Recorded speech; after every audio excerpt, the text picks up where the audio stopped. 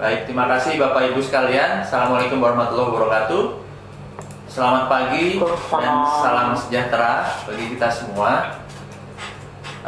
Pertama-tama kami dari USN Helm ingin mengucapkan terima kasih kepada Bapak Ibu sekalian yang sudah hadir dalam sesi kolaboratif talk webinar, dan juga terima kasih kepada narasumber pada hari ini yaitu Ibu Destriani Nugroho, perwakilan dari delegasi Uni Eropa untuk Indonesia, Brunei Darussalam dan ASEAN, yang pada kesempatan hari ini akan berbagi informasi peluang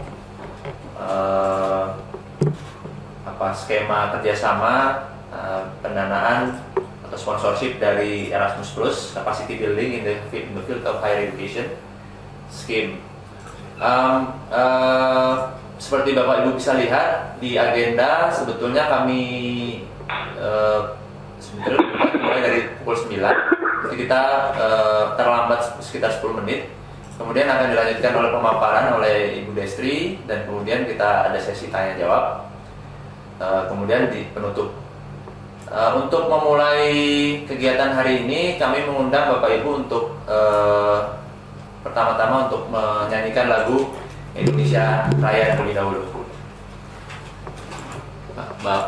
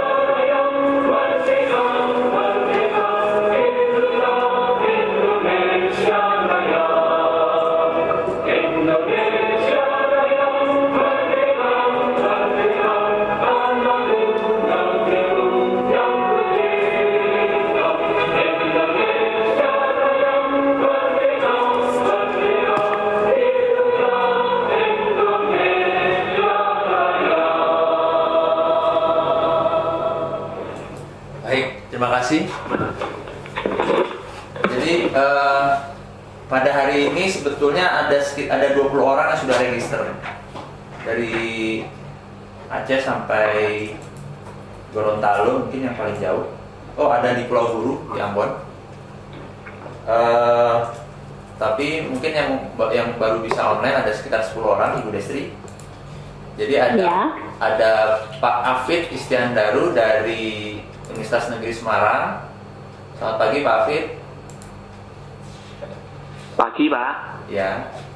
Kemudian ada Pak Aldi dari Akademi Komunitas Pulau Buru. Pagi Pak Aldi. Halo. Oke. Ada Pak Ahmad Hafiz dari Akademi Komunitas Aceh Tamiang. Pagi Pak Ahmad. Selamat pagi Pak. Ya. Ada Pak Didik dari Politeknik Aceh, ini mungkin belum tersambung. Ada Pak Anas dari Universitas Muhammadiyah Kendari. Selamat pagi Pak Anas. Pak. Ya. Ada Ibu Eva dari Universitas Akademi Komunitas Aceh Tamiang. Selamat pagi Pak. Ada Pak Irwansyah dari Tamiang juga. Pagi Pak. Ya Pak, pagi Pak. Assalamualaikum Pak. Waalaikumsalam. Terus ini ada Mbak Jeti dari Helm.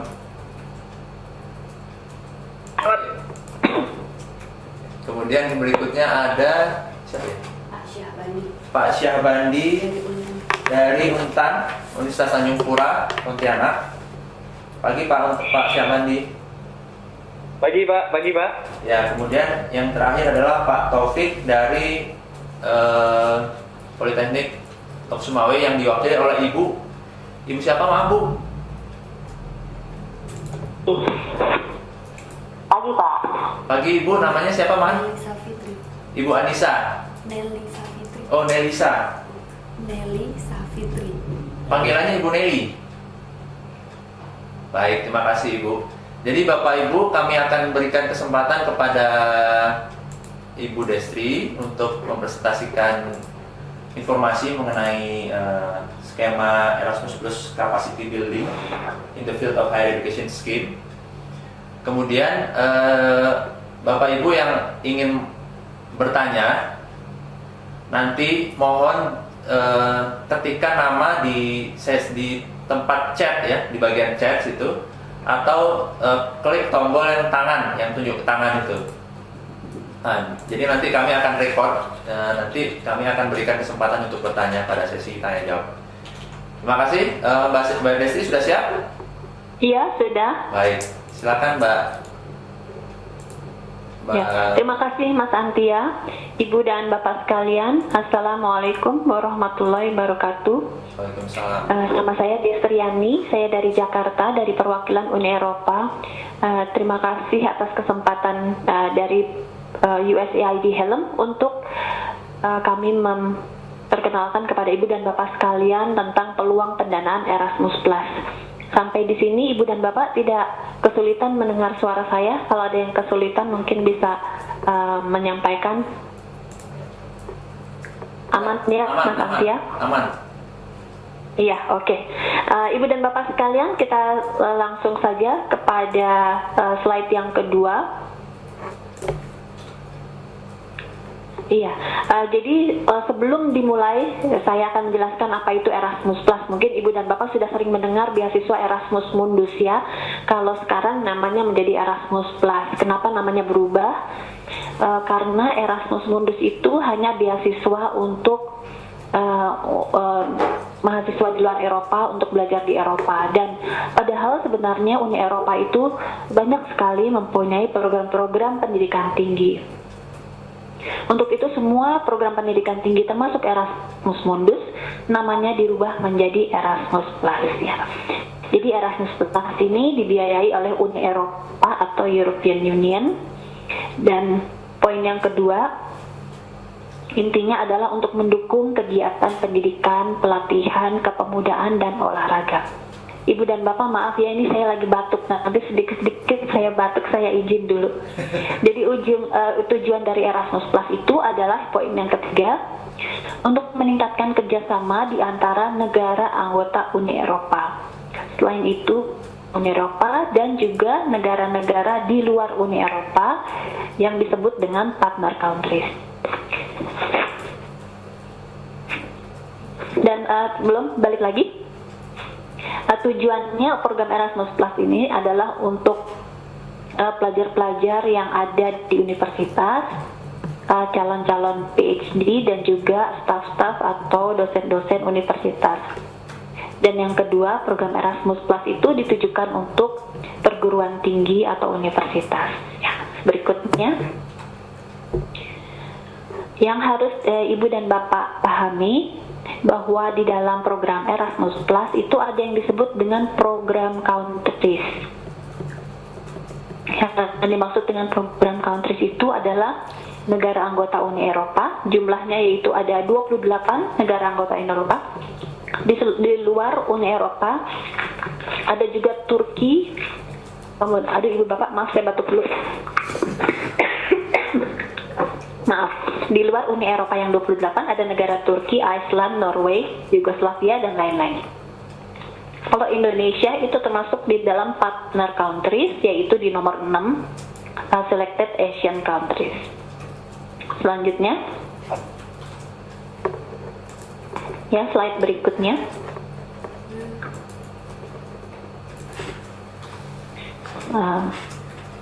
Ya, yang akan saya terangkan pada hari ini adalah peluang pendanaan khusus kerjasama antar universitas yang disebut dengan peningkatan kapasitas di perguruan tinggi. Jadi kali ini saya tidak akan menerangkan mengenai beasiswa S2 atau beasiswa S3 atau pertukaran S1 karena itu peluang pendanaan yang lain.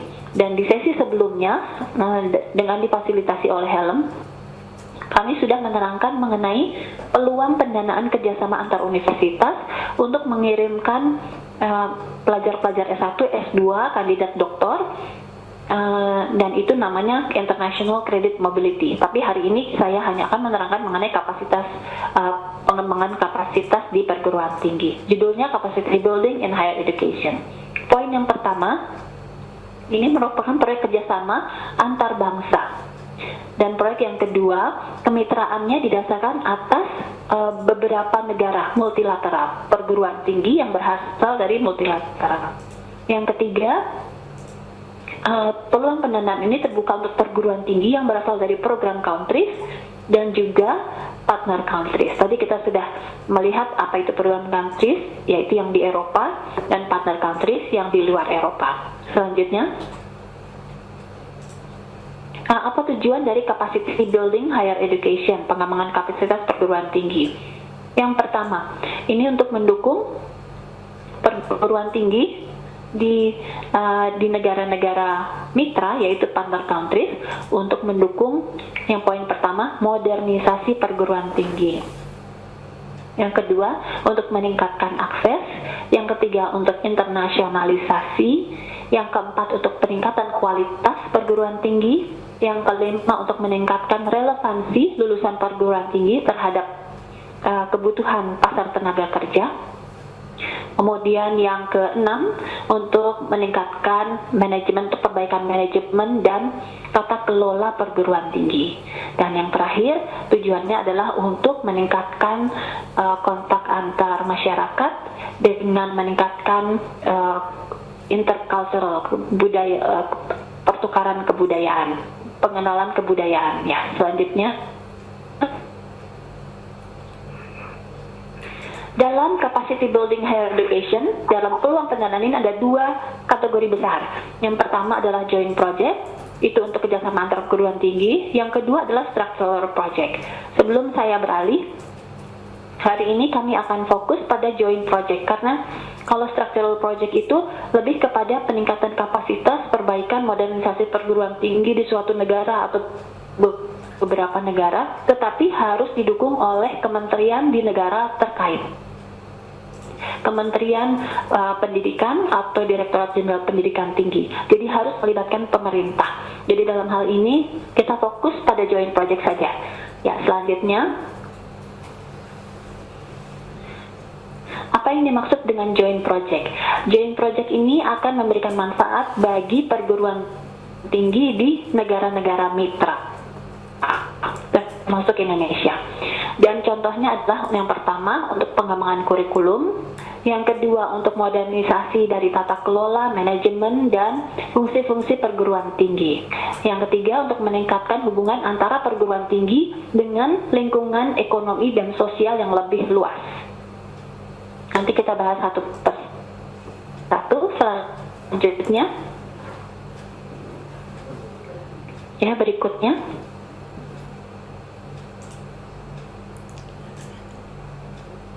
ya, jenis-jenis kegiatan dari joint project itu seperti apa?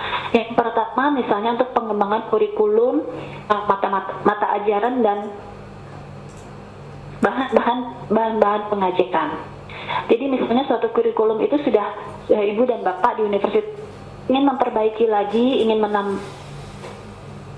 menambahkan mata ajarannya, ingin menambahkan isinya, kemudian bekerjasama dengan universitas di Eropa untuk lebih mengembangkan kurikulum tersebut. Itu bisa jadi salah satu bagian dari proyek joint project ini. Pengembangan metodologi pengajaran dan belajar dan mengajar, dan pendekatan-pendekatan pedagogis lainnya. Kemudian yang ketiga misalnya bisa fokus terhadap kewirausahaan, pendidikan kewirausahaan dan penggunaan ICT teknologi informasi. Kemudian yang keempat, bisa juga joint project ini bekerja sama dengan pihak-pihak UKM misalnya atau perusahaan untuk mengembangkan kerjasama antara universitas dan perusahaan. Dalam kurung misalnya untuk pengembangan bisnis atau usaha. Kemudian yang kelima, bisa juga Ibu dan Bapak fokus pada metode-metode untuk counseling, bimbingan mahasiswa dan coaching. Kemudian ada juga yang 1, 2, 3, 4, 5, 6. Yang keenam, pengembangan profesional dari staf akademis maupun staf administrasi. Kemudian berikutnya bisa juga untuk peningkatan quality assurance di tingkat jurusan maupun di tingkat institusi, di tingkat fakultas, jurusan ataupun di institusi. Kemudian berikutnya untuk meningkatkan modernisasi pelayanan universitas baik di bidang keuangan maupun hubungan internasional. Kemudian yang poin terakhir adalah internasionalisasi dan masih banyak lagi. Selanjutnya,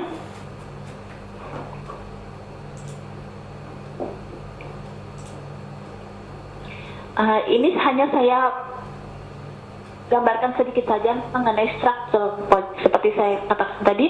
Jadi kalau structural project itu di tingkat makro, reformasi perguruan tinggi baik di tingkat nasional, misalnya kita di Indonesia, maupun di regional, misalnya di tingkat ASEAN. Jadi proyek structural itu akan menyentuh hal-hal mengenai modernisasi kebijakan, tata kelola, manajemen perguruan tinggi, tetapi bukan hanya satu perguruan tinggi di tingkat nasional, yang ditujukan adalah tingkat nasional atau ASEAN. Kemudian yang kedua, misalnya untuk meningkatkan hubungan antara sistem perguruan tinggi dengan lingkungan ekonomi dan sosial yang lebih luas. Jadi seperti dikatakan tadi, harus ada kementerian yang terlibat dalam kegiatan structural project. Jadi hari ini kita tidak fokus pada yang nomor 2. Selanjutnya,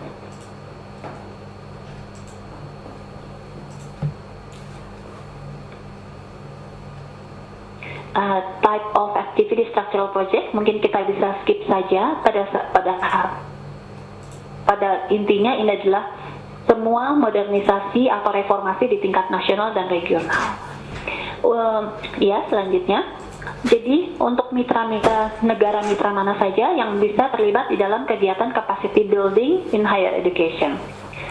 Dari mitra ini, Indonesia termasuk di dalamnya yang eligible, yang dapat berpartisipasi. Kita masuk dalam kategori nomor 6. Dan Ibu Bapak perlu perhatikan dari negara-negara mitra ada yang tidak boleh berpartisipasi di sini.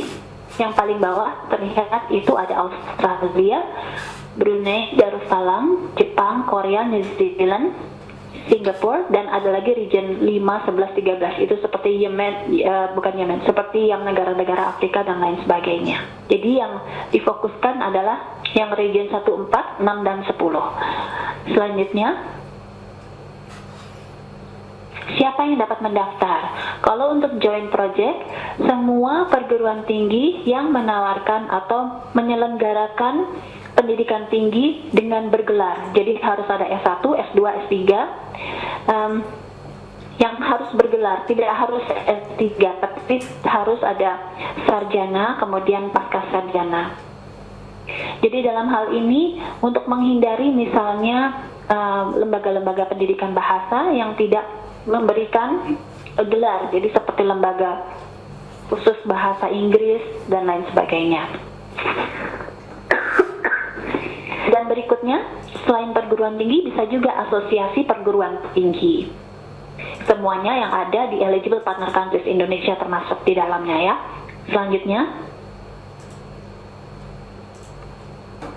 kemudian siapa saja yang bisa ikut serta. Jadi yang bisa ikut serta kalau misalnya Ibu dan Bapak dalam hal ini harus ada mitranya dari Eropa, yaitu dari program countries. Mitra Ibu dan Bapak di Eropa itu adalah perguruan tinggi yang memiliki namanya Erasmus Charter for Higher Education. Itu adalah perjanjian yang sudah umum di Eropa dan pada umumnya mereka semua punya. Kemudian Ibu dan Bapak kalau bermitra di dalam kerjasama ini dan bekerjasama dengan perguruan tinggi Eropa, sebagai negara mitra, Ibu dan Bapak tidak harus memiliki Erasmus Charter for Higher Education. Ibu dan Bapak bisa ikut berpartisipasi tanpa memiliki Erasmus Charter for Higher Education. Yang ketiga, yang tidak boleh mendaftar di sini adalah fakultas, sekolah, departemen. Itu tidak boleh sebagai peserta di dalam program ini. Kalaupun demikian, harus ada persetujuan dari rektor. Dalam hal ini misalnya di sana disebutnya presiden dari universitas. Harus ada persetujuan dari rektor. Jadi boleh fakultas, sekolah, departemen ikut, tetapi tidak boleh tanpa persetujuan rektor. Jadi harus ada persetujuan tertulis dari rektor. Kemudian yang terakhir, bisa juga Ibu dan Bapak menggandeng organisasi-organisasi internasional, katakan misalnya apakah UNESCO atau yang lain-lain, tetapi mereka bisa ikut serta dalam proyek ini, tapi tidak bisa menerima pendanaan dari Uni Eropa, harus menggunakan dana mereka sendiri. Selanjutnya, kemudian siapa lagi yang bisa ikut berpartisipasi? Tadi Ibu dan Bapak melihat bahwa ada pendidikan kewirausahaan, ada misalnya pengembangan UKM dan lain sebagainya. Nah, untuk itu maka bisa juga, maaf ini saya yang ke poin kedua ya. Jadi bisa sebagai peserta di dalam proyek ini adalah perusahaan-perusahaan kecil, menengah maupun besar. Kemudian yang pertama saya terangkan lagi, yang bisa ikut dalam proyek ini itu perguruan tinggi baik negeri maupun swasta. Yang paling penting harus menyelenggarakan pendidikan bergelar S1, S2 dan lain sebagainya. Kemudian harus diakui oleh pemerintah setempat, harus diakui. Kemudian yang ketiga, kementerian bisa ikut juga berpartisipasi. Kemudian yang keempat, bisa tapi tidak harus kementerian. Kemudian keempat, kamar dagang. Yang kelima, lembaga-lembaga penelitian. Yang keenam adalah lembaga-lembaga lain. Bahkan setelah lembaga, sekolah-sekolah misalnya PAUD, pendidikan anak usia dini, maupun sekolah-sekolah misalnya SMA, kemudian SMK, itu juga bisa ikut di dalam sebagai salah satu peserta di dalam organisasi ini. NGO, dan yang terakhir bisa perpustakaan dan museum. Selanjutnya, ya, komposisi kemitraan ini yang paling penting. Jadi kalau proyek capacity building higher education ini harus terdiri dari yang pertama, minimum 3 negara yang tertulis di dalam program countries. Yang tadi ya, ada 28 negara Uni Eropa plus beberapa. Kemudian dari 3 negara tersebut, masing-masing harus ada 1 perguruan tinggi dari negara yang 3 berbeda itu. Nanti saya terangkan kemudian. 3 tadi dari program countries plus 1 dari mitra country, misalnya 1 dari Indonesia. Kemudian kalau misalnya ada lebih dari 1, yang keempat ya, lebih dari 1 negara mitra, misalnya Indonesia dan katakan misalnya Thailand atau Laos, Myanmar, itu bisa dari region yang sama, yaitu misalnya Asia, ataupun region yang berbeda. Jadi misalnya bisa saja Asia, di Asia itu Indonesia, kemudian kemitraan yang lain misalnya dari Afrika. Jadi tidak harus dari region yang sama. Kemudian 3 plus 1 dari mitra, negara mitra. Di negara mitra tersebut minimum ada 2 perguruan tinggi yang ikut serta. Jadi kalau di negara program country ada 3, masing-masing 1 perguruan tinggi. Di negara mitra hanya 1 negara sudah cukup, tapi harus ada 2 perguruan tinggi. Kemudian ada umumnya poin yang terakhir, jumlah dari perguruan tinggi di negara mitra paling tidak sama dengan jumlah perguruan tinggi di negara program. Jadi jangan sampai misalnya di program country itu memang minimum 3, misalnya mereka ada 10, tapi di mitranya, negara mitra, di partner countries hanya ada 2. Paling tidak misalnya 10 dengan 11 atau 10 dengan 9, 3 dengan 2, itu yang tidak terlalu jauh berbeda. Selanjutnya, ini contohnya. Misalnya dari program countries itu perguruan tinggi dari Jerman, Portugal, dan Irlandia. Dan dari negara mitra Indonesia ada 2 perguruan tinggi. Ini minimumnya. Lebih banyak lebih baik. Tetapi perlu diperhatikan, semakin banyak mitranya, semakin banyak pesertanya, semakin sulit manajemen pengelolaan proyeknya. Tetapi itu juga merupakan nilai tambah. Katakan dari Indonesia 2, kemudian dari Laos juga 2, dari Myanmar ada 1. Itu merupakan nilai tambah yang baik sekali. Yang perlu diperhatikan adalah jumlahnya paling tidak seimbang antara program countries dan partner countries. Selanjutnya,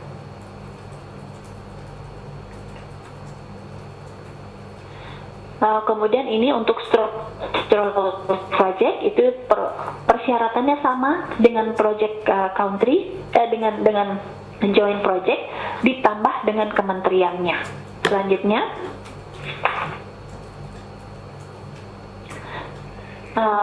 berikutnya adalah informasi umum ya. Jadi proyek ini berapa lamanya Bapak dan Ibu, ini bisa berlangsung selama 2 atau 3 tahun.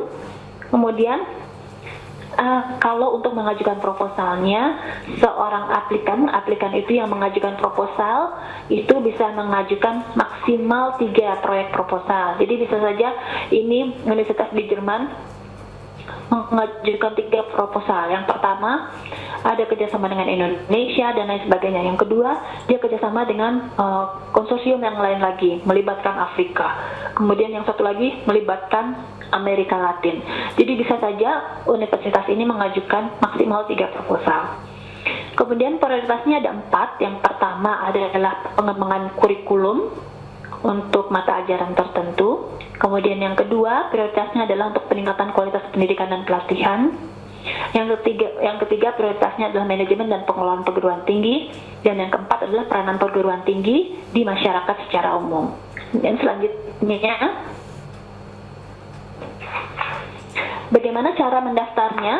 Mendaftarnya dalam program Erasmus Plus harus menunggu dulu sampai adanya pengumuman untuk mengajukan proposal, namanya call for proposal. Dan ini websitenya. Yang kedua, dan caranya harus di-download aplikan guidelines for untuk mereka yang akan mendaftar. Yang keempat, elektronik formnya.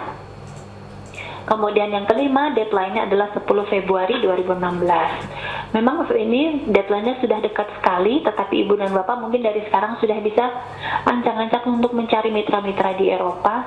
Mungkin mereka mau bekerja sama untuk mengajukan proposal ini. Selanjutnya, ini contohnya, kalau Ibu dan Bapak klik website itu, maka akan keluar bentuk seperti ini. Selanjutnya,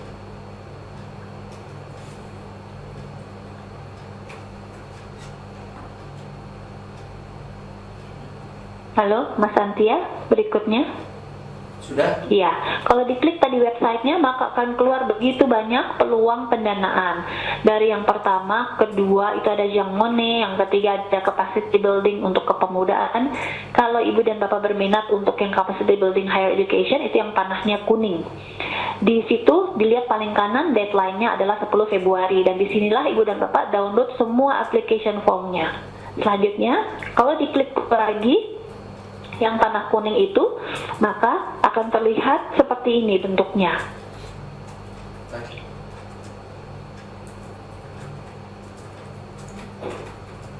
Selanjutnya, ya seperti ini. Di dalam capacity building higher education di call for proposal itu bentuknya seperti ini. Sebelumnya lagi ada guidelines-nya, ada bagaimana sebelumnya ya, ada how to apply, kemudian electronic form, ada lampiran-lampirannya, kemudian yang di paling bawah sebelah kiri dilihat ada kalkulator untuk mengukur distance, itu nanti saya terangkan. Jadi kalau ini diklik guidelines, saya Ibu Bapak bisa download ini bagaimana caranya mengisi, bagaimana alokasi anggarannya. Tetapi yang paling penting adalah how to apply. How to apply dan electronic forms itu adalah formulir-formulir yang harus diisi. Selanjutnya, kalau electronic formnya itu diklik, maka Ibu dan Bapak bisa melihat ada bagaimana Ibu Bapak pilih yang joint project, jangan pilih yang structural project. Di dalam joint project nanti Ibu dan Bapak pilih lagi mau proyek yang untuk pengembangan kurikulum, atau yang kedua untuk modernisasi dan tata kelola perguruan tinggi, atau yang terakhir itu untuk meningkatkan hubungan antara perguruan tinggi dan misalnya dengan perusahaan. Ibu pilih di situ karena berbeda-beda formulirnya. Jadi misalnya untuk kurikulum development, download semua aplikasinya dari yang pertama. Selanjutnya,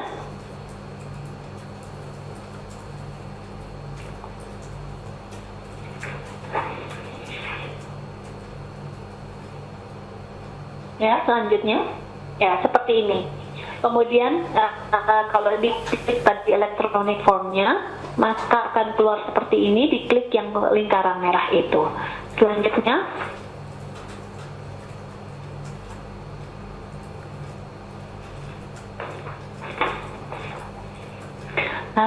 seperti ini. Kalau ibu dan bapak sekalian ingin mendaftar, ibu dan bapak harus mempunyai yang dinamakan dengan yang nomor 2, PI registration PIC number, yaitu panah yang merah yang nomor 2. Jadi untuk itu ibu bapak harus daftar dulu untuk dapat PIC numbernya. Kemudian nanti itu caranya mendaftar juga mudah sekali. Di situ diklik, dimasukkan nanti nama universitasnya, alamatnya, kemudian deskripsinya, kemudian diupload juga dengan ADART-nya dan semua dokumen-dokumen yang mereka minta. Tidak terlalu sulit. Begitu ibu dan bapak sudah mempunyai PIC number, yaitu pendaftaran di Uni Eropa, nama tersebut, nomor tersebut disimpan baik-baik. Jadi ketika mengisi electronic form, tinggal mengisi PIC number-nya. Kalau PIC number itu nanti diisi, maka semua informasi dari universitas ibu dan bapak akan keluar secara otomatis. Ya, selanjutnya, di dalam mengajukan program, mengajukan proposalnya itu jangan lupa aneks-aneksnya. Jadi aneks-aneksnya sudah ada di electronic form itu. Yang pertama, misalnya deskripsi mengenai proyeknya. Yang kedua, ada lampiran lagi mengenai tabel anggarannya. Yang ketiga, mengenai pernyataan. Yang keempat, mengenai mandat. Mandat ini adalah kalau ibu dan bapak sebagai mitra memberikan mandat misalnya universitas di Jerman untuk bertindak sebagai koordinator proyek ini. Selanjutnya, berapa jumlah besaran pendanaannya? Minimumnya 500.000 euro. Jadi kalau misalnya 1 euro itu sekitar 15.000, maka total minimum proyek ini adalah 7,5 miliar, dan itu yang mencakup pendanaan kemitraan berbagai universitas ya, dan maksimumnya adalah 1 juta euro. Kalau misalnya mitra ibu dan bapak bilang, oh kita 300.000 euro aja sudah cukup untuk kemitraan ini, maka akan ditolak karena proyek ini harus minimum berjumlah 500.000 euro. Dan pendanaan ini mencakup yang pertama untuk staf, biaya staf, kemudian yang kedua untuk biaya travel, kemudian yang keempat untuk yang ketiga misalnya untuk dosen yang melakukan perjalanan dari Jerman ke Indonesia, maka juga ada biaya-biaya per diemnya, termasuk juga peralatan. Nomor 4, kemudian subcontracting. Subcontracting ini misalnya ibu dan bapak mau mengadakan seminar atau workshop, maka subcontractingnya bisa diberikan kepada catering, misalnya untuk catering dan untuk penyelenggaraan pertemuan tersebut. Dan itu seperti itu. Untuk travel cost-nya ada yang dinamakan dengan distance calculator. Tadi di dalam website-nya ada yang namanya distance calculator. Jadi ini biaya dari Indonesia ke Jerman itu dihitung berdasarkan kilometernya. Jadi semua travel itu sudah ada maksimalnya, biaya tiket maksimal berdasarkan distance calculator. Kemudian selanjutnya, untuk pendanaan ini hibah, maka diperlukan juga dana pendamping atau yang dinamakan co-funding. Dari co-funding ini secara peraturan tidak ada minimumnya, tetapi sekitar 10% dari biaya secara umum. Dan dari mana dana minimum ini bisa didapatkan? Bisa didapatkan dari mitra-mitra perguruan tinggi Eropa. Bisa didapatkan, tadi ibu dan bapak melihat seperti staff cost. Dari staff cost itu ibu dan bapak kan sudah juga memiliki gaji dari perguruan tinggi. Itu juga bisa merupakan dana pendamping yang dihitung secara umum, secara total.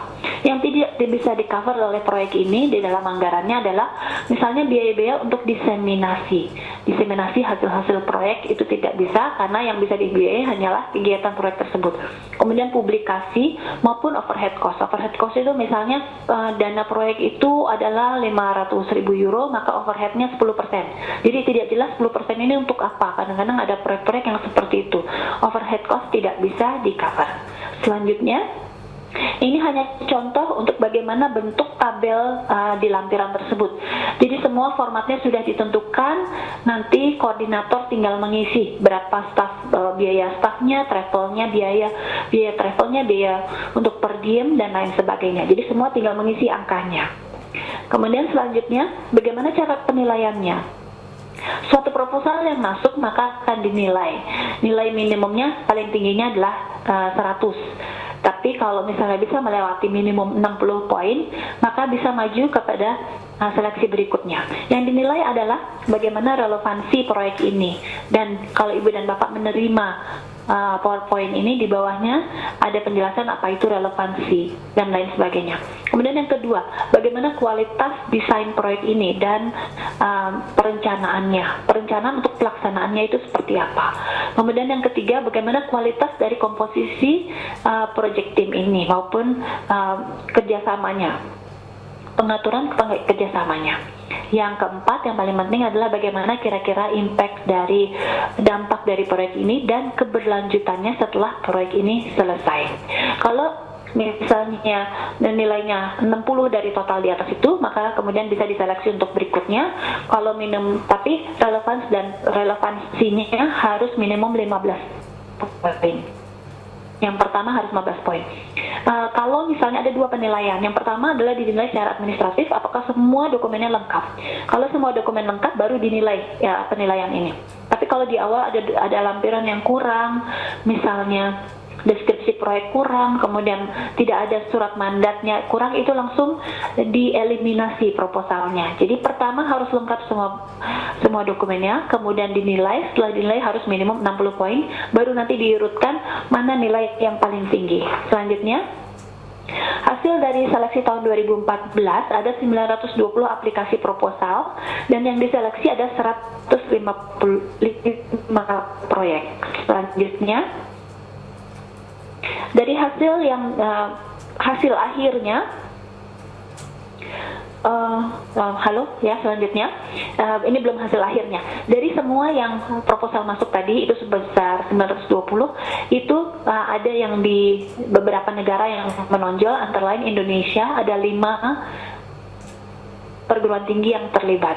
Selanjutnya, Ibu dan Bapak yang bisa mengajukan proposal ini adalah universitas di mana saja. Selanjutnya ya, yang termasuk di dalam eligible country yang tadi sudah diterangkan, baik dari Eropa maupun dari partner countries. Jadi untuk proposal ini bisa saja Indonesia mengajukan sebagai koordinator dengan mengajak mitra dari Eropa. Tetapi hal ini belum banyak dilakukan di seluruh dunia. Untuk mereka ya dari negara mitra yang mengajukan itu baru Kazakhstan, Cina, dan Bangladesh, dan itu baru 1 dan 2 proposal saja. Jadi pada umumnya proposal diajukan oleh perguruan tinggi di Eropa. Selanjutnya,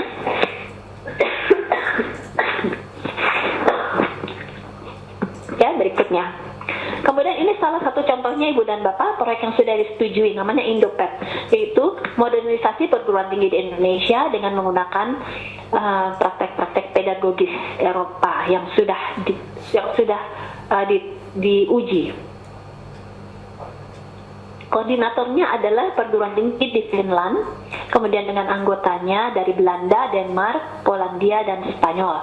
Di Indonesia ada beberapa universitas yang terlibat, yaitu Bina Nusantara, Syahkuala, UIN, Widya Mandala, Surabaya, Jogja, dan lain sebagainya. Ibu dan Bapak bisa melihat kira-kira komposisinya tidak terlalu berbeda antara yang program country dan yang di Indonesia. Tujuan utamanya adalah proyek Indopet ini adalah untuk meningkatkan kapasitas pengajaran di universitas-universitas yang di Indonesia. untuk membuat perguruan tinggi di Indonesia itu paling tidak memenuhi standar-standar Eropa. Kira-kira seperti itu. Selanjutnya, ini contoh berikutnya yang sudah disetujui juga. Ini proyek ini dilakukan oleh banyak sekali sebenarnya perguruan tingginya, 14 perguruan tinggi, 4 Eropa dan 10 Asia. Ibu dan Bapak melihat sebenarnya ini tidak terlalu seimbang ya jumlah komposisinya, tapi sebagai latar belakang kami mendapat informasi bahwa tidak terlalu banyak proposal yang masuk dari Asia yang melibatkan mitra di Asia. Untuk itu, untuk seleksi yang pertama, beberapa hal itu dimaafkan. Jadi untuk hal-hal seperti ini, misalnya komposisinya tidak seimbang, tapi ya sudah, tapi karena mungkin proyeknya juga bagus, akhirnya bisa masuk di dalam seleksi. Untuk untuk seleksi yang tahun sebelumnya, Asia itu jumlah proposal yang disetujui sekitar 75%, karena proposalnya sedikit tetapi dananya banyak. Dan tujuan dari proyek ini adalah untuk meningkatkan pengajaran kedokteran hewan di Indonesia, yang terlibat adalah UGM dan IPB. Selanjutnya, ada satu proyek lagi yang melibatkan UGM dan USU dari Sumatera Utara, namanya Advance, yaitu khusus memfokuskan kepada pengelolaan tata kelola keuangan di perguruan tinggi tersebut. Koordinatornya dari Austria dan melibatkan 5 universitas di Eropa dan 4 universitas di Asia. Selanjutnya, kira-kira seperti itu Ibu dan Bapak. Nanti kita lanjut dengan pertanyaannya. Di sini ada linknya, kemudian ada program guide-nya. Ibu dan Bapak, kalau di dalam call for proposal, kalau download program guide itu tebalnya sekitar 200 halaman lebih. Tetapi itu karena mencakup semua peluang pendanaan Uni Eropa. Jadi kalau misalnya Ibu dan Bapak hanya tertarik pada capacity building higher education, itu mungkin kira-kira hanya 5 atau 10 halaman saja. Kalau Ibu dan Bapak punya pertanyaan, kita bisa bahas lebih lanjut di luar dari waktu ini. Ibu dan Bapak bisa menelpon saya di nomor telepon ini. Kalau misalnya lupa nama saya, tinggal bilang saja ingin diskusi mengenai Erasmus. Ya, saya serahkan kembali kepada Mas Antia dan kawan-kawan di helm. Terima kasih. Baik, terima kasih Mbak Destri atas penjelasannya. Bapak Ibu sekalian, jadi seperti yang telah tadi saya sampaikan, mohon jika yang ingin mengajukan pertanyaan untuk menuliskan namanya pada fasilitas chat yang ada di sebelah kanan bawah, dan atau juga menekan tombol angkat tangan yang ada di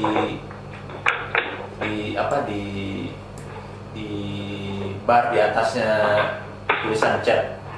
Jadi silakan, kami berikan kesempatan untuk bertanya. Ada?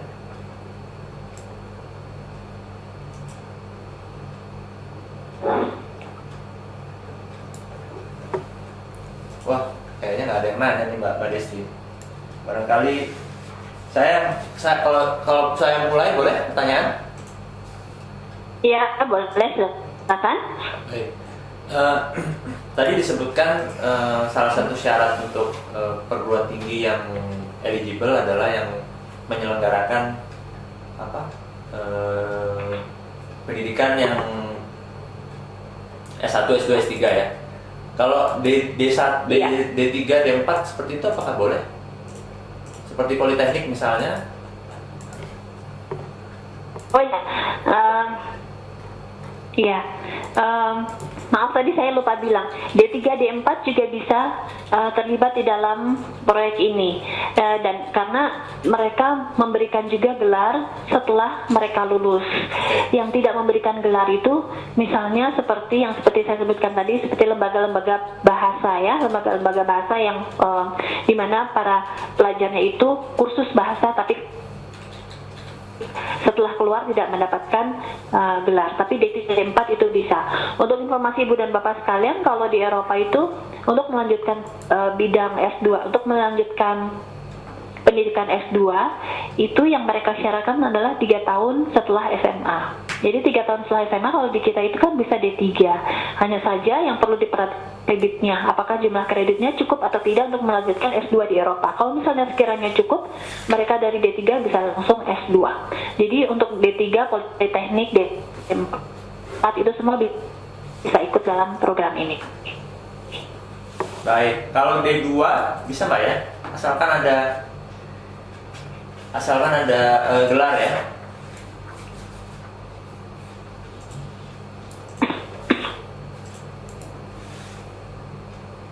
Halo Mbak Destri? Bagaimana?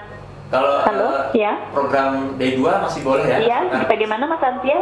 Kalau program D2 asalkan ada Kalau D2 itu gelarnya apa ya setelah D2 ya D2. Ada Iya. karena untuk misalnya akademi komunitas itu memang baru di Iya, Indonesia. iya bisa juga. Iya bisa. Iya. Halo, iya. Ya, baik.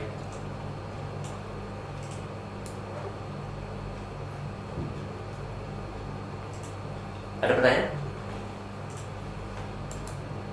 Tidak ada. Tidak ada. Oke, ini mungkin saya bacakan ada pertanyaan sebetulnya ada pertanyaan dari Pak Munafri Alwis dari Politeknik Negeri Padang. Yang barangkali bisa dibantu dijawab oleh Ibu Destri. Ini pertanyaannya adalah, bisakah kami dibantu untuk mendapatkan mitra salah satu universitas di Eropa?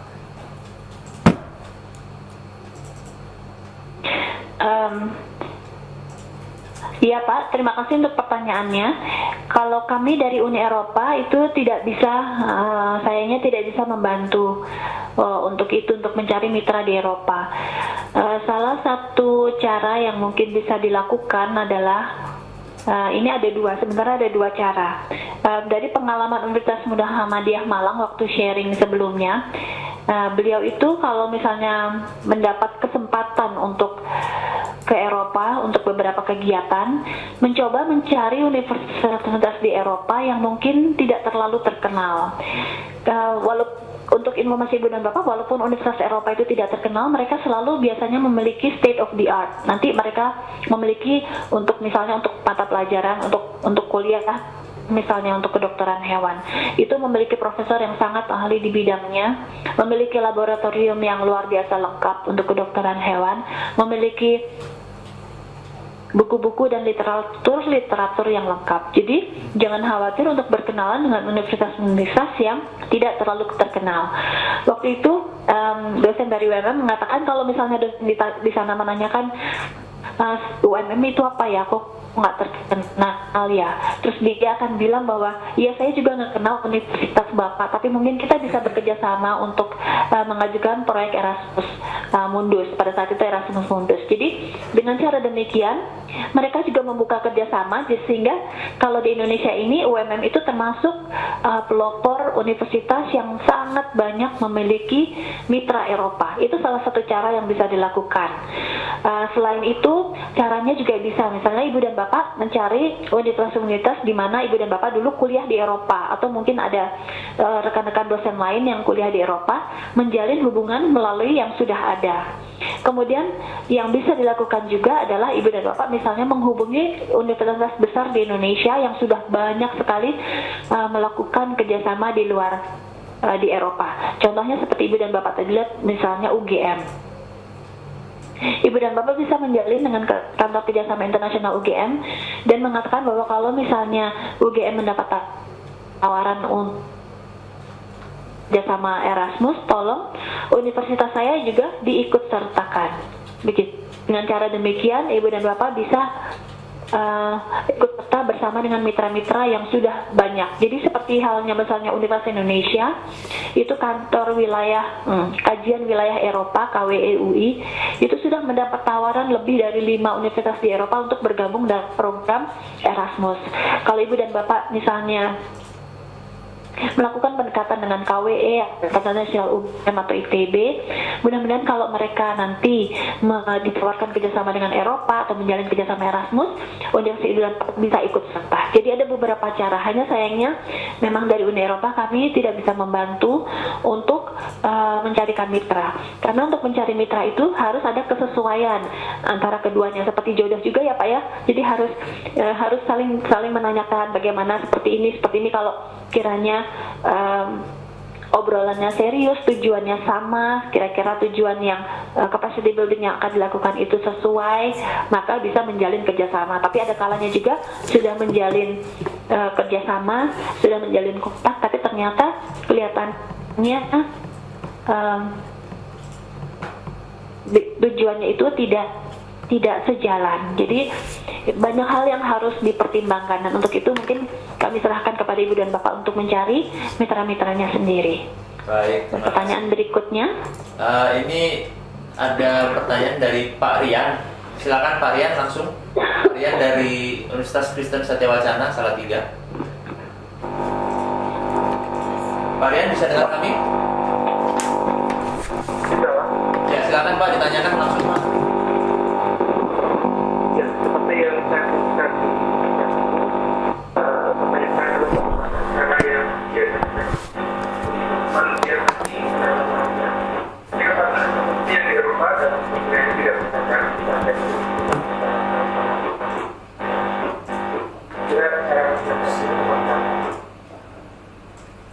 Barangkali bisa saya bantu ini karena suaranya nggak terlalu terdengar.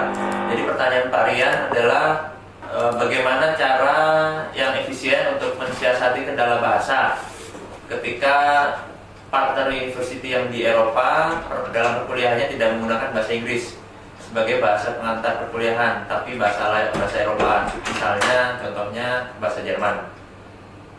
Mungkin ada komentar dari Mbak Destri? Iya, bagaimana untuk mengatasi apabila kuliah yang di Jerman itu tidak dalam bahasa Inggris tetapi bahasa Jerman. Yang pertama, kalau mengenai perkuliahan itu sendiri sebenarnya lebih kepada peluang pendanaan kredit mobility. Jadi misalnya, mungkin bisa saya jelaskan juga untuk sesi webinar yang sebelumnya, ada kalanya misalnya yang di Jerman itu kuliahnya diberikan dalam bahasa Jerman, sehingga mahasiswa S1, S2 dan kandidat doktor dari Indonesia tidak bisa mengikuti pelajaran pertukaran yang ada di Jerman. Untuk itu sebelumnya harus ada kesepakatan bahwa nanti mahasiswa Indonesia ini kalau mengadakan pertukaran mengikuti perkuliahan yang bahasa Inggris. Jadi sebelum keberangkatan dari pertukaran itu harus sudah ada kesepakatan, ada mata pelajaran yang diberikan dalam bahasa Inggris. Kalau tidak, mungkin bisa dicari di mitra yang lainnya. Jadi dalam hal ini untuk program Credit Mobility bisa dipilih karena dari pertama sudah disepakati bersama. Ada juga kejadian yang saya sudah pernah terangkan sebelumnya, bahwa misalnya mahasiswa Indonesia pergi ke Perancis, sampai di sana dia tidak menemukan, waktu itu ke Belgia, sampai di sana dia tidak menemukan mata pelajaran kuliah psikologi dalam bahasa Inggris seperti yang dijanjikan sebelumnya. Dan ketika sampai di sana, sehingga dia tidak bisa mengikuti perkuliahan, tetapi akhirnya setelah kami berdiskusi, bahkan Uni Eropa di Jakarta juga sampai terlibat, akhirnya universitas bisa menemukan salah satu kelas yang sesuai dengan keinginan mahasiswa ini yang diberikan dalam bahasa Inggris. Ada juga yang mungkin perkuliahan S1-nya tidak ada yang dalam bahasa Inggris, itu bahasa Prancis, sehingga program pertukaran ini akhirnya mahasiswa S1 mengikuti kelas S2 yang ada dalam bahasa Inggris. Tetapi di dalam proyek Capacity Building Higher Education ini pada umumnya adalah melibatkan mengenai kerjasama teknis. Kerjasama teknis ini mungkin tidak terlalu melibatkan mata kuliah yang walaupun mereka mengerjakannya di sana dalam bahasa Jerman. Dalam hal ini misalnya pengembangan kurikulum pertanian, tentunya dosen-dosen di sana adalah dosen-dosen yang akan terlibat dalam kegiatan internasional dan mereka bisa bahasa Inggris. Sehingga kalau nanti di dalam pertemuan ada kurikulum pertanian, jurusan pertanian, misalnya agronomi dan lain sebagainya di Indonesia yang pada dasarnya diskusinya itu diberikan dalam bahasa Jerman. Namun demikian technical assistance atau bantuan teknis dari dosen-dosen di Jerman itu yang nantinya akan ke Asia atau ke negara lain adalah mereka-mereka yang bisa berbahasa Inggris, sehingga bisa memberi masukan untuk kurikulum-kurikulum yang ada di Indonesia. Dan demikian, jadi mungkin bisa saja kurikulum kita masih dalam bahasa Indonesia, tetapi paling tidak prinsip-prinsip yang akan diberikan itu bisa didiskusikan dalam bahasa Inggris. Kira-kira seperti itu. Baik, terima kasih Pak Rian. Apa sudah cukup jelas? Jelas Pak, terima kasih. Baik, terima kasih Pak Rian. Berikutnya ada Pak Irwansyah. Silakan Pak Irwansyah. Boleh, Wan. Tanya apa ya? Silakan Pak. Belum ada untuk sementara ini Pak ya. Oke. Oke Pak Irwansyah. Berikutnya Pak Aldi. Silakan Pak Aldi.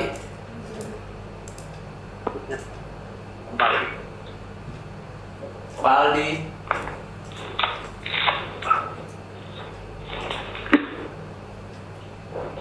Pak Aldi mungkin bisa Halo Pak Aldi? Ya, ya Pak.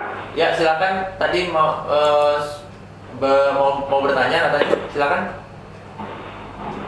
Oh ya, itu tadi ada sudah chat yang masalah antara proposal dengan koordinator. Yang mana yang diutamakan? Didahulukan koordinatornya atau proposalnya dulu? Apa mohon maaf bisa diulang karena putus-putus tadi. Dalam kerjasama ini yang yang didahulukan dikerjakan, maksudnya mencari koordinatornya dulu atau membuat proposalnya dulu? Oke.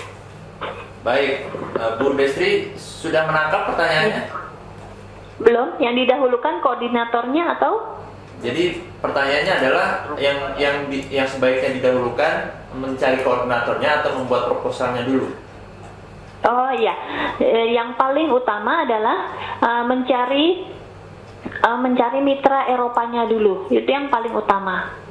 Jadi setelah mendapat mitra Eropanya itu, universitas di sana baru ditanyakan apakah bersedia untuk mengajukan proposal ini, Capacity Building Higher Education. Kalau mereka berminat, maka proposal dibuat secara bersama-sama. Ya. Jadi bahkan kalau misalnya universitas Eropanya itu sudah berminat, maka kadang-kadang mereka yang membuat proposalnya. Jadi kita tinggal, yang di Indonesia tinggal mengisi bagian-bagian mengenai keterangan universitas dan lain sebagainya. Jadi lebih banyak umumnya yang berperan adalah universitas yang di Eropa. Kecuali kalau misalnya Bapak sendiri ingin mengajukan sebagai aplikan, sebagai koordinator. Hanya menurut saya, yang saya sarankan adalah kalau Ibu dan Bapak sekalian belum pernah terlibat di dalam program Uni Eropa, mungkin ada baiknya Ibu dan Bapak mulai sebagai anggota dulu, jangan sebagai koordinator, karena tanggung jawab keuangan dari program ini sangat berat, baik pelaporannya maupun pertanggungjawabannya. Nanti kalau Ibu dan Bapak sudah menjadi peserta dan kira-kira memahami bagaimana pelaporan dan lain sebagainya, maka selanjutnya Ibu dan Bapak bisa menjadi koordinator. Jadi seperti itu. Kalau sebagai peserta, yang pertama dicari adalah universitas yang di Eropanya. Nanti mereka mencari mitra-mitra lain yang ada di Eropa. Ibu dan Bapak mencari mitra-mitra lain yang ada di Indonesia atau di ASEAN. Baik, terima kasih Pak Destri. Pak Aldi sudah cukup jelas? Ya, sudah cukup untuk sementara. Oke, terima kasih. Berikutnya Ya. Pak Afid dari Negeri Semarang. Silakan Pak. Baik, terima kasih. Yang saya tanyakan adalah mengenai perguruan tinggi yang ada di Eropa itu, apakah kita sebagai partner country itu harus memiliki dokumen MOU terlebih dahulu, Pak? Ya, silakan Ibu Destri. Iya, kalau dari Uni Eropa, Bapak tidak harus memiliki MOU dengan mitra yang di Eropa. Jadi dalam hal ini bisa saja Ibu dan Bapak itu dari universitas baru pertama kali kontak dengan universitas, menjalin, kemudian mengajukan proposal. Nanti di dalam proposalnya sendiri itu sudah ada MOU-nya, semacam MOU-nya. Jadi dalam hal ini ada yang dinamakan di lampirannya itu sebagai koordinator tanda tangan, kemudian nanti sebagai partner itu tanda tangan, dan ada juga ada juga nanti formulir antara yang di Eropa dengan yang di luar Eropa, itu sudah ada kesepakatannya seperti itu, dan formatnya itu sudah disediakan. Buat kami itu tidak penting apakah ibu dan bapak sebelumnya sudah mempunyai MOU atau tidak, karena pada dasarnya di dalam proposal ini sudah ada keterangan, sudah ada mandat, sudah ada tanda tangan di dalam lampirannya itu yang menerangkan bahwa bapak merupakan mitra dari proyek ini. Pun di luar itu, kalau ibu dan bapak mau memiliki MOU itu tidak apa-apa, itu silahkan. Tetapi MOU bukan merupakan persyaratan untuk mengajukan proposal ke Uni Eropa. Baik, cukup jelas Pak Afif? Jelas Pak, terima kasih. Ada pertanyaan lagi? Cukup? Cukup, sementara cukup dulu. Baik, makasih Pak. Berikutnya ada Ibu Eva dari Tamiang. Ya Pak, Ya Ibu silakan pertanyaannya. Bu Destri, saya mau bertanya, kalau misalnya dosen itu kan bisa melakukan kerjasama dengan mitra di Uni Eropa, tapi kalau misalnya dosennya kan sekelas akademi komunitas, dia kan cuma D2, bukan mahasiswanya lulusannya D2. Memang dosennya udah S2, ada juga yang S1. Terus kalau mau melakukan kerjasama di Uni Eropa itu di bidang yang seperti apa Bu ya? Apakah penelitian? Tapi kan kalau misalnya penelitian di kampus kita kan tidak melakukan penelitian ya Bu, dia kan cuma praktek kerja lapangan gitu Bu, atau di kurikulumnya gitu Bu, bisa dikerja sama. Terima kasih Bu. Ya, Iya. silakan Ibu Desi. Iya, Ibu Eva, jadi untuk kegiatannya itu justru di dalam capacity building higher education ini tidak banyak menyentuh mengenai penelitian. Jadi lebih kepada untuk peningkatan kapasitas universitas, tapi tidak terlalu fokus pada penelitian. Lebih kepada pengembangan kapasitas, misalnya untuk tata kelola keuangan, tata kelola internasionalisasi, atau manajemen untuk pelajar student mahasiswa, kemudian kurikulumnya, kemudian apakah mungkin juga bisa Ibu kan di sana fokusnya misalnya mengenai praktek kerja, bisa saja mengenai kerjasama antara universitas Ibu dengan lembaga-lembaga, perusahaan-perusahaan di mana praktek kerjanya bisa, kurikulumnya bisa lebih diperbaiki supaya lebih sesuai dengan kebutuhan pasar kerja di Indonesia, dan itu perbaikan kurikulumnya bisa dibantu dengan keterlibatan perusahaan, keterlibatan universitas yang di Eropa, kemudian untuk supaya nanti kurikulum praktek kerjanya itu lebih sesuai dengan yang dibutuhkan pada saat ini. Itu seperti itu. Jadi bukan lebih pada penelitian. Kalau penelitian itu ada program lain lagi. Jadi Uni Eropa punya program yang namanya Horizon 2020, di mana itu berfokus pada peluang pendanaan untuk penelitian. Ataupun untuk penelitian, misalnya untuk kandidat doktor, itu ada peluang pendanaan yang lain lagi. Jadi di sini lebih pada kegiatan-kegiatan yang memberi manfaat kepada perguruan tinggi dari negara-negara mitra untuk hal-hal yang tadi disebutkan. Ya, baik Ibu Eva, sudah cukup jelas? Jelas Pak, boleh tanya lagi Pak? Ya, boleh silakan. Ya, Bu, saya mau tanya, kalau misalnya selama ini apakah sekelas D2 itu pernah melakukan mitra di Uni Eropa Bu? Contohnya gitu Bu. Bu Eva, yang setahu saya memang belum ada, belum pernah ada. Jadi kalau Ibu Eva sendiri sudah punya mitra di Eropa belum? Sudah ada kenalan belum dengan perguruan tinggi Eropa? Belum Bu. Belum ya. Jadi itu bisa didiskusikan langsung nanti kalau Ibu sudah punya mitra di Eropa, sehingga mungkin Ibu bisa saja kalau sudah membangun, sudah punya kenalan, kemudian mulai menjalin apakah mereka berminat untuk pengembangan kapasitas building ini, Ibu nanti bisa mengajak rekan-rekan lain yang juga menyelenggarakan pendidikan D2, D3, sehingga nanti pengembangan yang akan dilakukan, pengembangan perguruan tinggi yang akan dilakukan itu sejalan.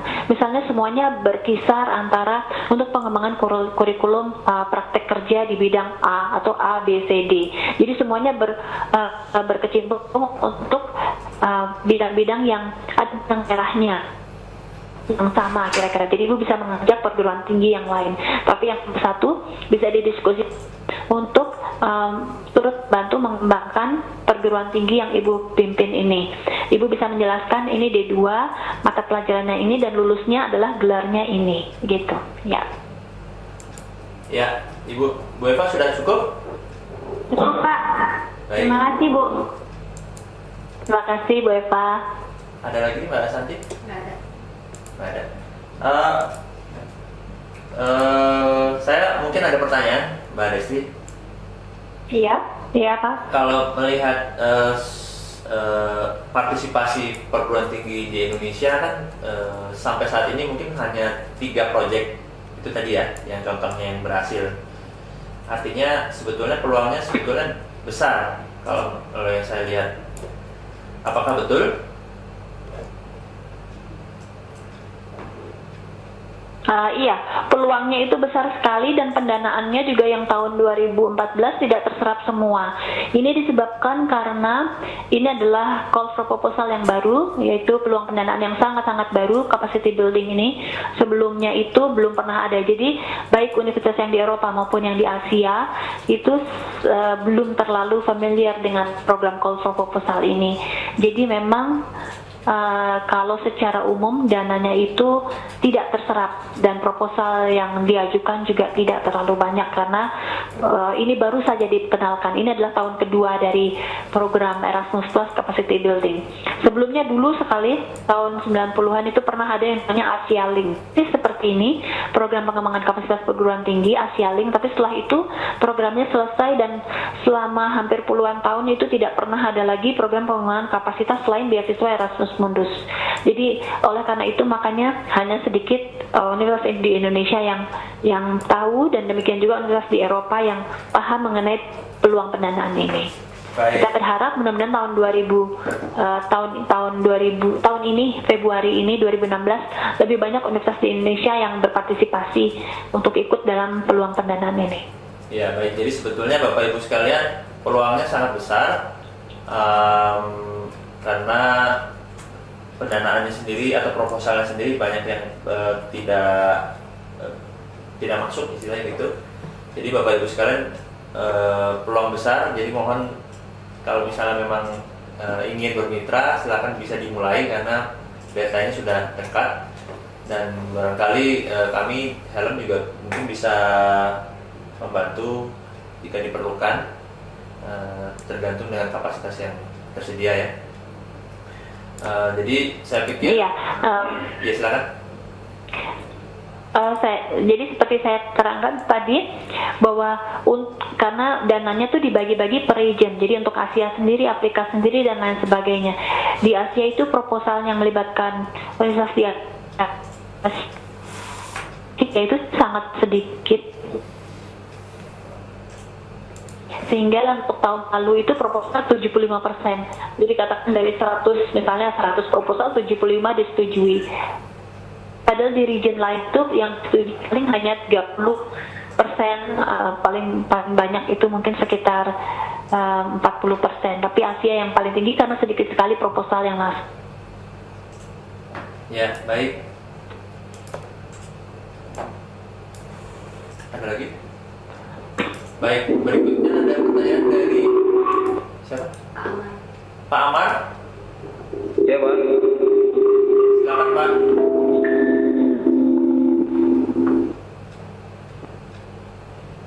Pak Amar? Ya, Pak. Silakan Pak, di pertanyaannya silakan ditanyakan. Ya, Pak. Selamat siang semua. Siap. Saya ingin penjelasan sedikit Ibu mengenai kemitraan Erasmus ini terkait kewirausahaan dan UKM. Nah, itu bagaimana hubungannya dengan perguruan tinggi? Baik, itu saja Pak. Iya, Pak. Ya, jadi Ibu Destri ada pertanyaan dari Pak Amar dari Aceh Tamiang. Kewirausahaan dan UKM, bagaimana skema atau untuk kerjasama yang bisa diajukan? Iya. Nah, iya, terima kasih Pak Amar untuk pertanyaannya. Di perguruan tinggi Bapak ada mata pelajaran kewirausahaan tidak? Ada, Bu. Ada. Ada ya Pak ya? Iya. Jadi misalnya dalam hal ini katakan misalnya Bapak sudah memiliki kurikulum kewirausahaan dan di dalam kerjasama ini ya, kalau misalnya Bapak bekerjasama dengan universitas di Eropa dan universitas lainnya bisa mulai menelaah kembali mata pelajaran yang sudah diajarkan ini, kurikulum ini dilihat lagi bersama-sama dengan mitra-mitra dari Eropa. Kemudian nanti di dalam pembahasannya itu mereka akan memberikan masukan dan berdiskusi dengan Bapak, mungkin ada hal-hal yang bisa diperbaiki dari kurikulum ini, ditambahkan, kemudian diperbaiki dan lain sebagainya. Dan kalau misalnya di tempat Bapak itu ada yang namanya praktek kerja, kalau di dalam proyek ini juga melibatkan perusahaan-perusahaan kecil, menengah dan besar, maka di dalam kerjasama ini akan lebih baik lagi. Jadi nanti kurikulum yang dikembangkan itu bisa mendapatkan juga masukan selain dari akademisi di Eropa, bisa mendapatkan masukan juga dari para pengelola penyelenggara UKM atau perusahaan kecil, menengah dan besar. Mereka akan memberikan masukan kepada kurikulum kewirausahaan dan sejenisnya yang ada di tempat Bapak. Dan untuk itu, tapi tentu saja universitas Bapak adalah yang memegang keputusan terakhir apakah akan menerima masukan-masukan ini atau tidak. Setelah berdiskusi, apa hasil dari diskusi itu, apakah ada perbaikan dari kurikulum kewirausahaan yang ada atau mata pelajaran yang ada di universitas Bapak. Dan setelah kurikulum ini diperbaiki atau mata pelajaran ini diperbaiki, bisa juga kalau ada kemitraan dengan perusahaan UKM tersebut, nanti praktek kerjanya di tempat mereka. Seperti itu. Jadi dengan adanya kerjasama seperti ini dibuka kemungkinan yang luas mahasiswa-mahasiswa Bapak untuk berpraktek kerja di universitas tersebut, bukan hanya sebagai tempat praktek kerja, tetapi mereka, para pengelola perusahaan tersebut bisa juga memiliki saran-saran atau bisa juga berdiskusi dengan Bapak dan universitas di Eropa untuk perbaikan kurikulum kewirausahaan tersebut. Bisa juga misalnya di dalam universitas Bapak dilihat bahwa kami memerlukan laboratorium yang berkaitan dengan kegiatan kewirausahaan tertentu. Itu bisa didiskusikan juga dengan universitas yang di Eropa, kemudian dengan perusahaan-perusahaan. Sebaiknya kalau Bapak mengembangkan misalnya contohnya untuk laboratorium praktek perkayuan, mesinnya harusnya yang seperti ini, karena yang seperti ini sudah dipakai di pasaran dan ini yang paling mudah dan paling baik. Atau mesin-mesin misalnya yang lain untuk pengelolaan pangan dan lain sebagainya, kalau Bapak Ibu ingin mengembangkan laboratorium, maka bisa mendapat masukan dari perusahaan, dapat masukan juga dari yang Eropa. Misalnya contohnya seperti itu. Tapi tentu saja perlu cakupannya itu luas sekali, tergantung dari kebutuhan universitas Bapak dan juga hasil diskusi dengan mitra-mitra yang lain. Baik, terima kasih Pak Amar. Apakah sudah jelas? Sudah jelas Pak, terima kasih Pak. Terima kasih Pak Amar. Berikutnya ada Pak Farid ya. Pak Farid ya, dari Gorontalo. Ya. Silakan Pak. Ya, terima kasih. Mohon maaf saya agak terlambat tadi mendaftar. Ya. Mungkin banyak informasi yang saya lewatkan.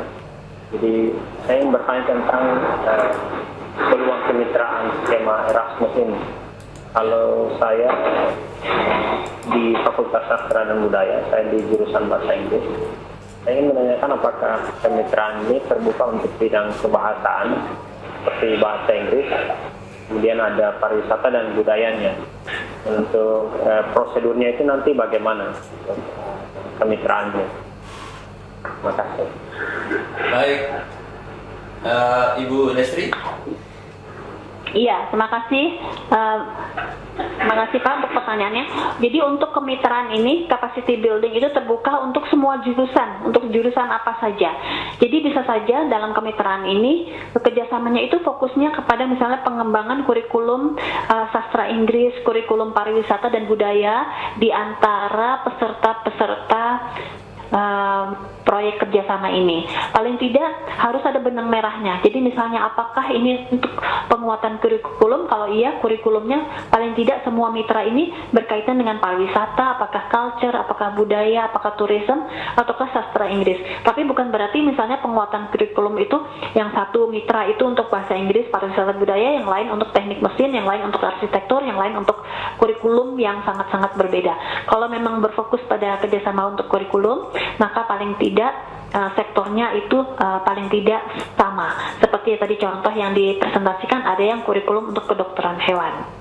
Kemudian kalau misalnya tidak berkecimpung di dalam, tidak fokus kepada kurikulum, bisa saja universitas Bapak, walaupun Bapak fokus di sastra budaya, pariwisata dan turisme, ada universitas lain atau fakultas lain di universitas yang lain fokusnya kepada mesin, kepada arsitektur, kepada sipil, kepada informatika.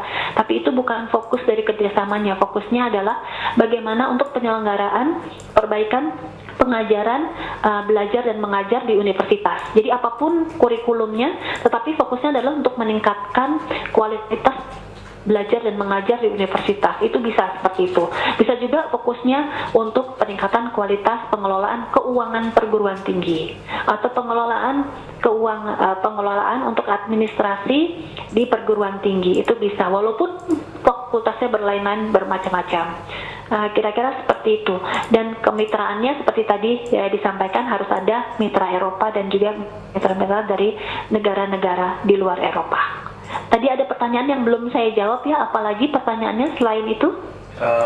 Prosedur ya, tapi saya pikir prosedurnya sudah disampaikan di PowerPoint, di bahan presentasi Pak Farid. Jadi nanti bahan presentasinya kan akan kami kirimkan juga ke para peserta, dan di situ sudah cukup jelas, ada link-link yang bisa diakses, dan kemudian ada prosedurnya juga, ada kriteria penilaian dan sebagainya. Saya pikir sangat jelas, nanti kita akan kirimkan by email Pak ya.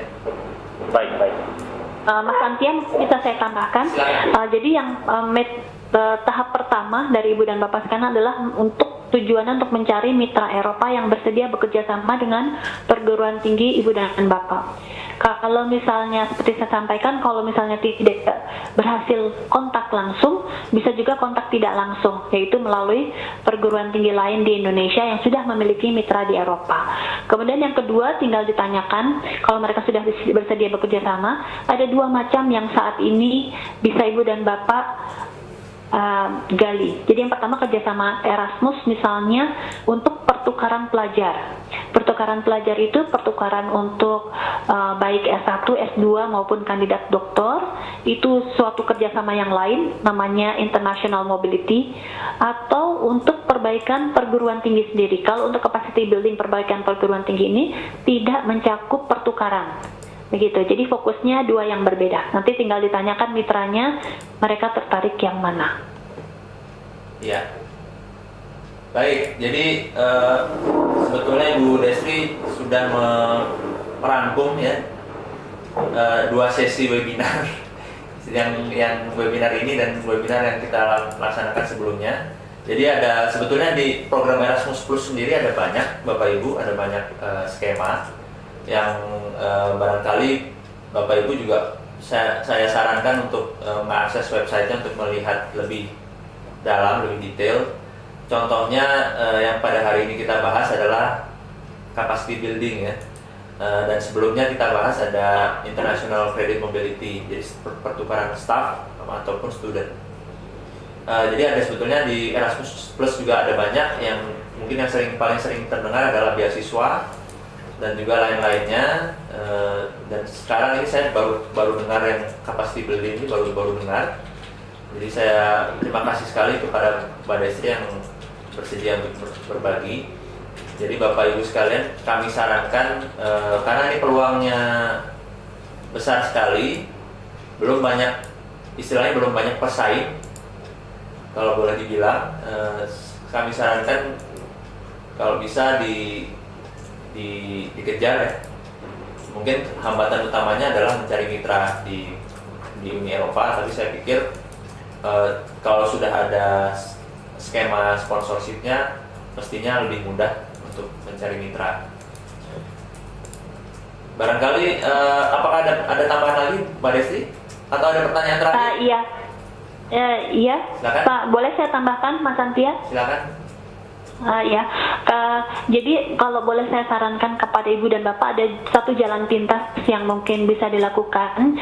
Ibu dan Bapak mulai bisa kontak dengan universitas-universitas di Indonesia yang sekiranya sudah sering melakukan kerjasama di Eropa. Itu misalnya dengan ITB, UGM, UMM, terus Muhammadiyah Malang maupun UI. Itu jalan pintas yang mungkin bisa dilakukan saat ini, karena waktunya kan sudah dekat Februari.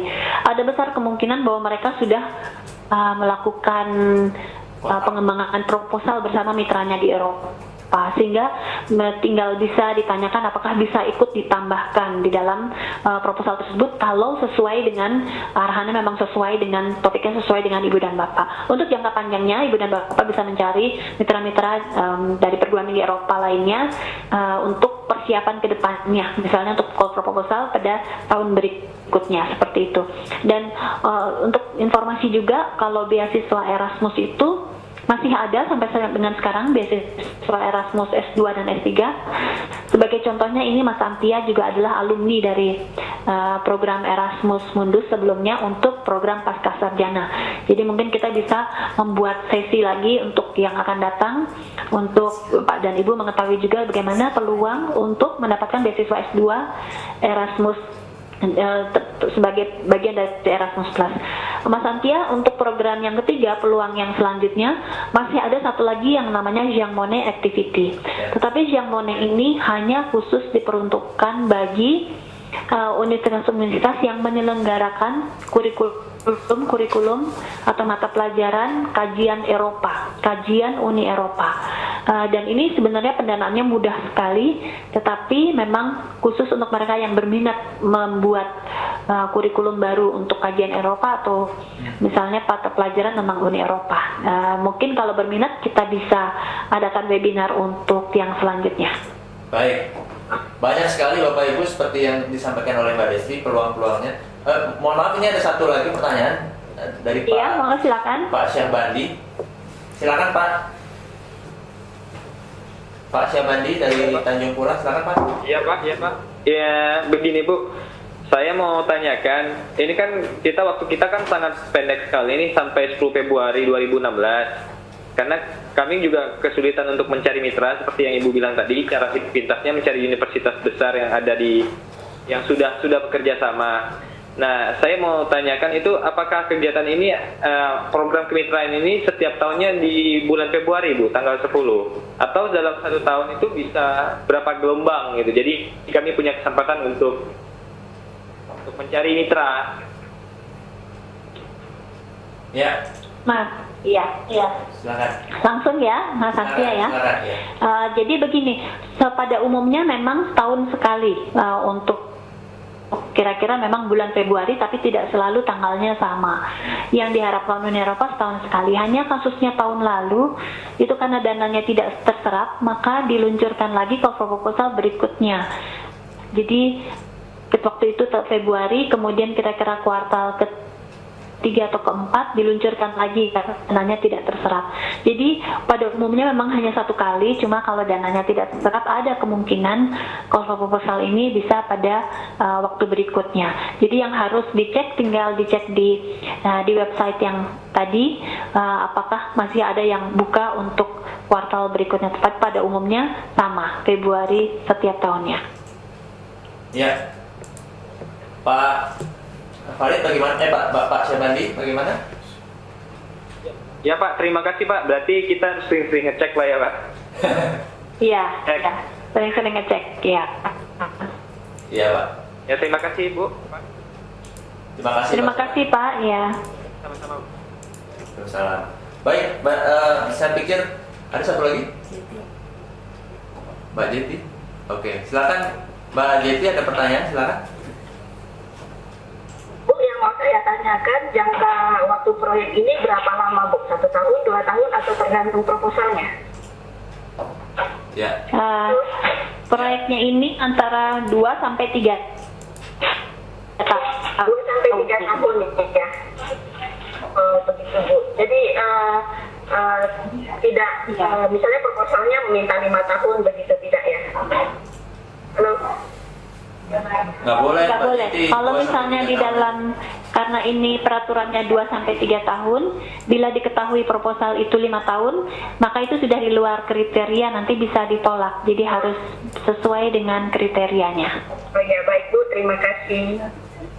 Ya, terima kasih juga. Ada lagi Mbak Santi? Sudah? Baik. Ternyata panasnya di belakang. Awal-awal masih belum panas tadi Mbak Destri. Ternyata di belakang ada banyak pertanyaan. Sekali lagi saya ingin ucapkan terima kasih kepada narasumber kita hari ini, Mbak Destriani dari perwakilan Uni Eropa di Indonesia, dan juga Bapak Ibu sekalian. Mudah-mudahan sesi kali ini bisa menginspirasi atau memberikan semangat pada Bapak Ibu untuk melaksanakan kerjasama kolaborasi terutama dengan perguruan tinggi di Uni Eropa dan juga perguruan tinggi di Indonesia lainnya, karena seperti yang Bapak Ibu sudah ketahui tadi, salah satu syarat untuk proposal adalah minimum 2 perguruan tinggi dalam satu negara. Jadi kita tidak hanya mencari mitra di Eropa juga, kita juga harus mencari mitra di Indonesia khusus untuk skema capacity building in higher education ini.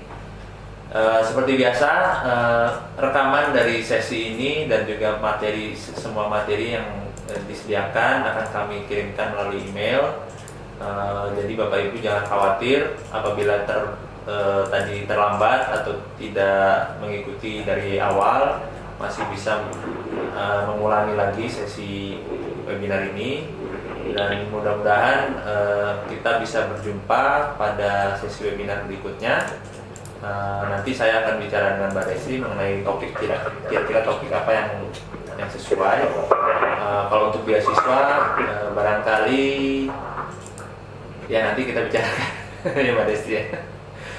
Jadi Bapak Ibu sekalian, sekali lagi terima kasih. Kami dari tim Helm di Jakarta mengucapkan mohon maaf apabila ada kesalahan, dan sampai jumpa di lain kesempatan. Assalamualaikum warahmatullahi wabarakatuh. Selamat siang. Waalaikumsalam warahmatullahi wabarakatuh.